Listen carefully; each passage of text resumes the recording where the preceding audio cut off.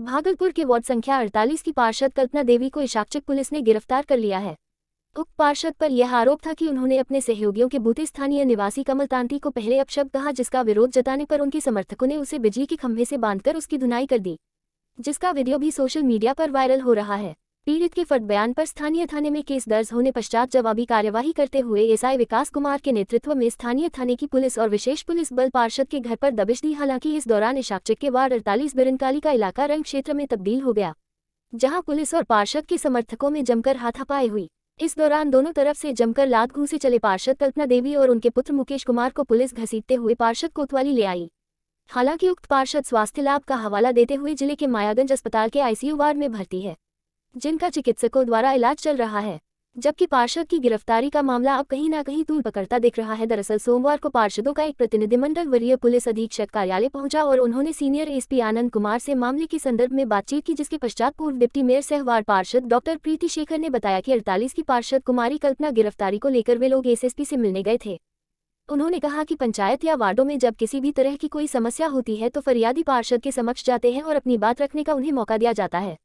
जब पार्षद ने कमल तांती के मसले को सुलह कराने की कोशिश की तो उक्त व्यक्ति को पार्षद की बात समझ में नहीं आई और वह इस फैसले से नाखुश होकर पार्षद कल्पना देवी पर अमर्यादित टिप्पणी कर दी। तभी पार्षद ने स्थानीय पुलिस को सूचित करते हुए कमल तांती को गिरफ्तार करने की बात कही थी। गिरफ्तारी की बात सुनकर वह फरार होना चाह रहा था, तभी पार्षद के समर्थकों ने उसे खंभे से बांध दिया था, जबकि मारपीट जैसी कोई बात नहीं हुई थी। डॉक्टर प्रीति शेखर ने कहा कि उन्हें एक रंजिश के तहत फंसाया जा रहा है। पार्षद की इस मसले में कोई गलती नहीं है, वही पुलिस को अगर गिरफ्तार ही करना था तो वह तरीके से उनके घर पर जा सकती थी।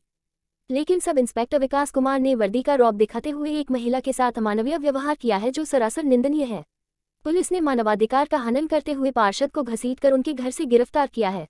गौरतलब हो कि पार्षद की बेटी लवली ने भी एसआई विकास पर हाथापाई करने का आरोप लगाया था, जबकि पार्षद प्रीति शेखर ने कहा कि इसी संदर्भ में वे लोग सीनियर एसपी से मिलने आए थे और मामले के संदर्भ में कड़ी जांच करने की अपील की। वहीं एसएसपी ने आश्वासन देते हुए कहा कि मामले में दोषियों पर कड़ी वार्ता हुई और किस मैटर को आज हम लोग वरीय पुलिस अधीक्षक महोदय से मिलने के लिए पार्षदों के प्रतिनिधि के साथ हम लोग यहाँ पर आए हैं। इसके पीछे उद्देश्य यह था कि कल हमारी जो माननीय पार्षद हैं कुमारी कल्पना जी वार्ड संख्या 48 की, उनकी गिरफ्तारी हो गई है और उस गिरफ्तारी का जो कारण है वो और जिस प्रकार से गिरफ्तारी की गई है वो बिल्कुल अनुचित है और इसी संबंध में हम लोग उस गिरफ्तारी की पूरी जांच और जो उचित कार्रवाई करने के अनुरोध करने के लिए हम लोग यहाँ पर उपस्थित हुए।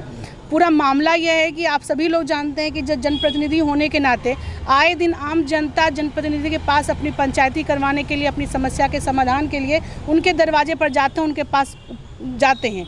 और इस क्रम में कई लोगों के साथ जब दो पक्ष होते हैं तो वाजिब है कि किसी एक के पक्ष में होता है, किसी एक के विपक्ष में ही फैसला होता है। तो जो कमल तांती नाम का जो युवक है वो उस फैसले से नाखुश हो गए और नाखुश होकर वो माननीय पार्षद के खिलाफ उन आपत्तिजनक टिप्पणियां वो सार्वजनिक करने लगे। इस बात की वीडियो जो ऑडियो रिकॉर्डिंग है वो स्वयं कमल तांती की पत्नी ने कुमारी कल्पना जी को भेजा और जब उन्होंने सुना और जब सामने से पूरी समाज से चर्चाएं आने लगी तो वो बहुत आहत हुई और आहत होकर उन्होंने संबंधित जो थाना को फ़ोन किया और सब सूचना दी कि हमारे साथ ऐसी ऐसी बात हो रही है, एक अमुक व्यक्ति हमारे साथ इस ढंग से गाली गलौज और अमर्यादित टिप्पणियाँ कर रहे हैं, आप उस पर कानूनी कार्रवाई करिए। लेकिन ये उनके बोलने के बावजूद भी कोई कार्रवाई उस पर नहीं हुई, बल्कि कुछ दिनों के बाद जब वो स्वयं अपने घर पर पार्षद के पास पुनः वो गए और उसी क्रम में जब वो पार्षद और आम जनता के द्वारा उनको बैठा कर रखा गया कि आप रुकिए, थाना को फ़ोन करते हैं, वो आपको यहाँ से लेकर जाएगी पुलिस। उसी क्रम में जब वो भागने लगे तो कोई किसी के द्वारा उसे बांध दिया गया। लेकिन इस घटना के बाद जब दूसरे दिन अचानक से पुलिस आती है और कुमारी कल्पना जी को गिरफ्तार करके जो वहाँ पर जो कर्मी है पुलिसकर्मी वो बिल्कुल घसीटते हुए इस ढंग से ले जाने लगता है कि कोई बहुत बड़ा दुर्दांत अपराधी है। हम ये कहना चाहते हैं, बगल में ये भी आपने देखा होगा कि सैंडीज कंपाउंड के स्विमिंग पूल में एक युवक की डूबने से मौत हो गई, उस पर भी FIR हुआ, तो उस पर तो कहाँ कोई कार्रवाई हुई, कोई नहीं पकड़े गए हैं। और पंचायती के क्रम में किसी के उनके नाखुश होने से और उस व्यक्ति झूठा SC/ST का केस लगा दे पार्षद जनप्रतिनिधि पर और उस पर अब तुरंत कार्रवाई करते हैं, वो भी इस अमर्यादित ढंग से उनको ले जाते हैं, तो ये कहीं से भी उचित नहीं है। इसी के विरोध में, इसी के आक्रोश में हम सब लोग यहाँ पर इकट्ठे हुए हैं और हम लोग SSP महोदय से मिले, बहुत ही सकारात्मक वार्ता हुई। उन्होंने हम लोगों को भरोसा दिया है कि इसकी उचित जाँच होगी और जो भी दोषी होंगे इस पर कार्रवाई की जाएगी, इस पर उन्होंने हमें जाँच का भरोसा दिलाया है।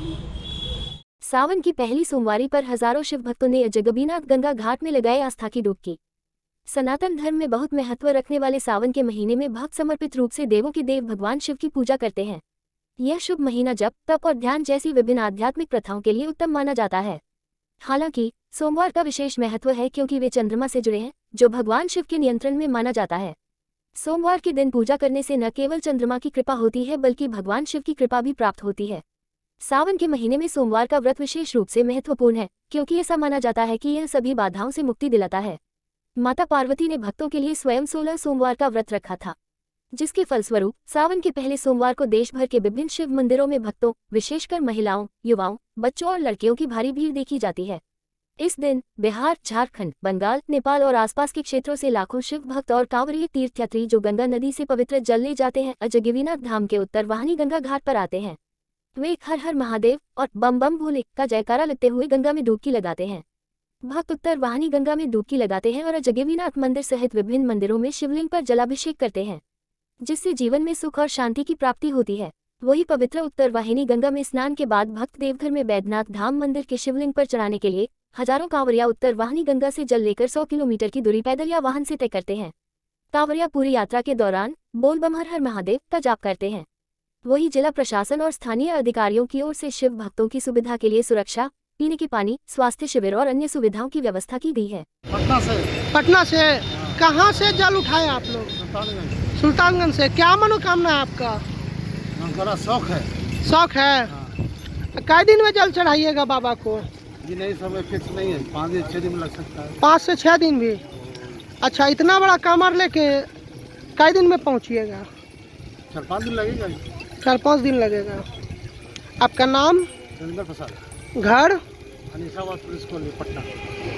पटना। कौन जिला से? जांजगीर जिला। घर?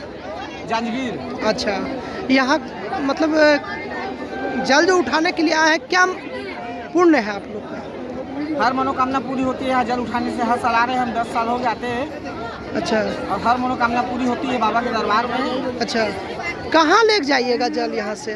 बाबा धाम। बाबा धाम कहाँ? देवघर? देवघर। अच्छा। बाबा के पास में। अच्छा। वहाँ से कई दिन में पहुँचिएगा? चौथे दिन में जल चढ़ा देंगे हम लोग। अच्छा। हाँ, 14 तारीख को। अच्छा, 14 तारीख को। तो यहाँ पे कोई तरह का दिक्कत नहीं, कोई दिक्कत नहीं है। यहाँ की सब व्यवस्था बहुत अच्छी है और हमको हर साल आते हैं, बहुत अच्छा से सब सम्मान मिलता है और अच्छे से नहाते हैं, जाते हैं, जल चढ़ा के कोई समस्या नहीं होती है। आपका नाम?